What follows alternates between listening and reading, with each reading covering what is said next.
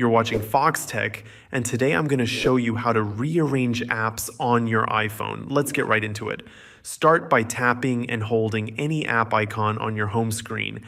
After a second or two, all the icons will start to jiggle. Once they do, you can drag the app to a different spot on the same screen or slide it over to the edge of the screen to move it to another page. This makes it easy to group similar apps or clean up your layout. If you want to create a folder, just drag one app directly over another and let go. A folder will be created automatically. You can tap the name field that shows up to rename it. You can also move more apps into or out of the folder just by dragging them in or out while everything is still in jiggle mode.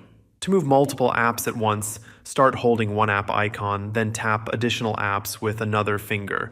They'll stack together and you can move them all at once to a new spot or into a folder. When you're done organizing, just tap Done in the top right corner of the screen or press the home button if your iPhone has one. Thanks for watching Foxtecc. If this helped, be sure to like the video and subscribe for more iPhone tips. See you later.